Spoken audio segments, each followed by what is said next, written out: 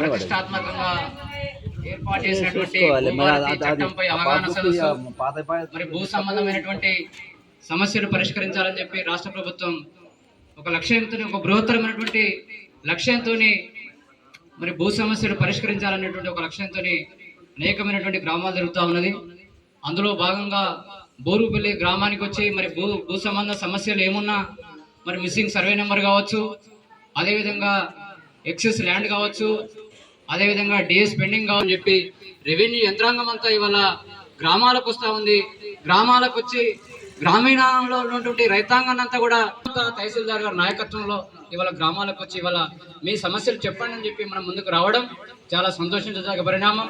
ముఖ్యంగా భూ సమస్యలు అనేటువంటివి చాలా తరతరాలుగా మరి భూములకు సరైనటువంటి ఆధారాలు మరి రికార్డు లేకపోవడం మూలంగా అనేక రకాల సమస్యలు ఉత్పన్నం అవుతూ ఉన్నాయి.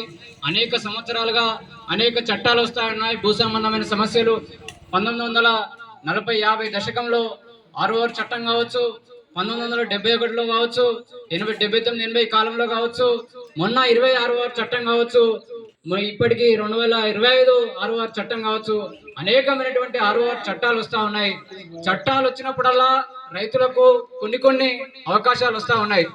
మొన్న 2026 చట్టం వచ్చినప్పుడు మరి రిజిస్ట్రేషన్ ఎంబడే కావడం, మ్యూటేషన్ గతంలో 2020కి ముందు రిజిస్ట్రేషన్ ఒకదాన, మ్యూటేషన్ ఒక దగ్గర, అనేక రకాల సమస్యలు ఉత్పన్నమయ్యేది. అద్భుతాలు జరిగినాయి, రైతాంగానికి కొంత మేలు జరిగిందని చెప్పుకోవచ్చు.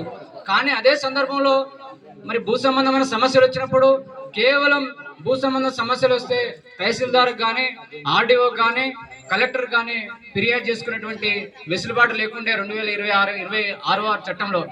ఇప్పుడు 2025 భూభారతి చట్టంలో అద్భుతమైనటువంటి అవకాశం ఉన్నది. తహసీల్దార్కి విస్తృతమైనటువంటి అధికారాలు ఇచ్చారు. ఏ సమస్య ఉన్నా పరిష్కరించడానికి ఒక విస్తృతమైనటువంటి అధికారాలు కల్పించారు. వీళ్ళు ఏదైనా రైతాంగాన్ని సాటిస్ఫై చేయలేనప్పుడు, సంతృప్త స్థాయిలో సమస్యను పరిష్కరించలేనప్పుడు మనం ఆర్డీఓ ఫిర్యాదు చేయొచ్చు. ఆర్డీఓ గారు కూడా మనకు న్యాయం చేయలేదనుకున్నప్పుడు మనం కలెక్టర్ గారికి కూడా ఫిర్యాదు చేసుకునేటువంటి ఒక గొప్ప అవకాశాన్ని మరి ఈ చట్టంలో రూపకల్పన చేశారు.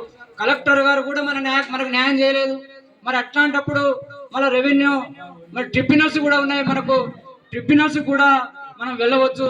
నిరభ్యంతరంగా మనం రూపాయి ఖర్చు లేకుండా ప్రభుత్వమే న్యాయవాదులను ఏర్పాటు చేసి మన సమస్యలు పరిష్కరించడానికి ఒక గొప్ప యంత్రాంగాన్ని కూడా ఇవాళ మరి భూభారతి చట్టంలో ఏర్పాటు చేసి ఇవాళ గ్రామీణ రెవెన్యూ యంత్రాంగం అంతా కూడా గ్రామీణ బాట బట్టి మన రైతాంగ సమస్యలు పరిష్కరించడానికి ఇవాళ ముందుకొచ్చడం చాలా గొప్ప పరిణామం. దీన్ని స్వాగతించాల్సిన అవసరం ఉంది. రైతాంగం అంతా కూడా మరి ఏ కార్యాలయాల చుట్టూ తిరిగినా దశాబ్దాలుగా అనేక రకాలుగా ఇబ్బందులు పడుతూ ఉన్నారు. మరి దీన్ని అర్థం చేసుకుని మనం భూ సమస్యలను పరిష్కరించే దిశగా ఈ చట్టాన్ని మనకు అనుకూలంగా మలుచుకొని మనకు ఏ రకంగా ఉపయోగపడుతుందో ఆ రకంగా మనం ఆడుకోవాలని చెప్పి ఇక్కడికి వచ్చినటువంటి రైతులందరూ కూడా విజ్ఞప్తి చేస్తూ ఉన్నాం. సోదరులారు, అదేవిధంగా మరి భూ సంబంధ సమస్యలు అంటే అనేక వందలాది రకాల సమస్యలు ఉంటాయి. కేవలం భూమి ఉండగానే మనకు భూమి చేతిలో పట్టా ఉండాలి, అదేవిధంగా స్వాధీనంలో భూమి ఉండాలి, ప్రభుత్వ రికార్డులో మన పేరు నమోదై ఉండాలి. ఇందులో స్వాధీనంలో భూమి లేకున్నా, చేతిలో పట్టా లేకున్నా, ప్రభుత్వ రికార్డుల్లో పేరు లేకున్నా మన భూమికి హక్కులు నిరాకరించబడతాయి. కాబట్టి ఈ 3 రకాల ఆయుధాలు మన చేతుల్లో ఉండాలి. చేతిలో పట్టా ఉండాలి, భూమిని మనం కబ్జాలో ఉండాలి, ప్రభుత్వం ఏదైతే రికార్డు నిర్వహిస్తుందో ఆ రికార్డులో మన పేరు ఉండాలి. అప్పుడే మనకు భూమిపైన పూర్తి స్థాయి అధికారాలు ఉంటాయి, పూర్తి స్థాయి హక్కులు ఉంటాయి. ప్రభుత్వ పరంగా మనకు ఏ రకమైనటువంటి మరి రుణ సదుపాయం కావచ్చు, ఏ రకమైనటువంటి అవకాశాలు రావాలన్నా ఈ 3 రికార్డులు ఖచ్చితంగా ఉండాలి సోదరులారా. కాబట్టి ప్రభుత్వం ఒక గొప్ప లక్ష్యంతో ఏర్పాటు చేసి మరి యొక్క రెవెన్యూ సదస్సులు ఏర్పాటు చేసి గ్రామాలకు వస్తూ ఉన్నది. కాబట్టి ఆ సమస్యలు మనకు ఏ రకమైన సమస్య ఉందో మరి అసైన్మెంట్ భూములు సాదా బైనాలకు కూడా ప్రభుత్వం గతంలో 2020లో దరఖాస్తు చేసుకున్న వారికి లక్షలాది దరఖాస్తులు మరి భూములు కొనుక్కున్నారు. అనేక రెక్కలు ముక్కలు చేసుకుని భూములు కొని మరి పట్టాలు చేసుకోలేకపోయినటువంటి మరి రైతులు చిన్న సన్నకారు రైతులు అనేక మంది ఉన్నారు.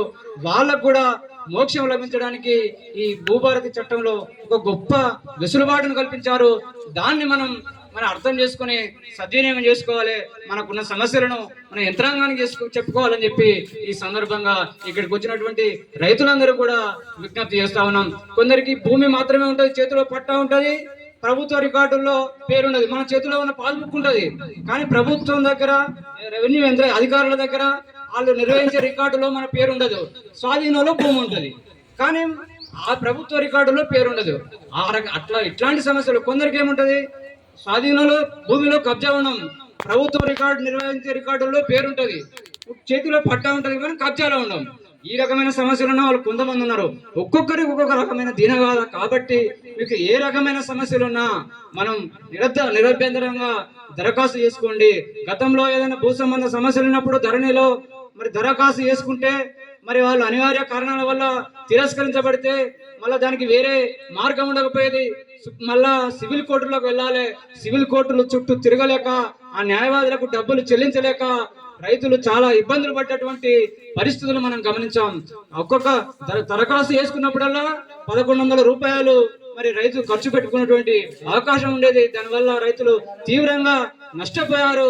మళ్ళీ అటువంటి నష్టం రైతులకు రాకూడదని చెప్పి ₹1 లేకుండా తెల్ల కాగితం మీద మీరు దరఖాస్తు ఇక్కడ అధికారులకు ఇస్తే వాళ్ళు ఆన్లైన్ ద్వారా 30 రోజుల్లో నిర్ణీత కాల వ్యవధిలో మన సమస్యలు పరిష్కరించడానికి ఈ యంత్రాంగం అన్నది ఒకవేళ అనివార్య కారణాల వల్ల 30 రోజుల్లో పరిష్కరించలేకపోతే మనం కలెక్టర్ కానీ ఆర్డీఓ కానీ మళ్ళీ ఫిర్యాదు చేసుకునేటువంటి అవకాశం ఉంది. కాబట్టి ఎటువంటి ₹1 లేకుండా మనకు యంత్రాంగమే మన దగ్గరకు వచ్చింది. కాబట్టి తెల్ల కాగితం మీద ఏ రకమైన సమస్యలున్నా దానికి సరైనటువంటి ఆధారాలు పెట్టి సరైన మీ దగ్గర ఉన్న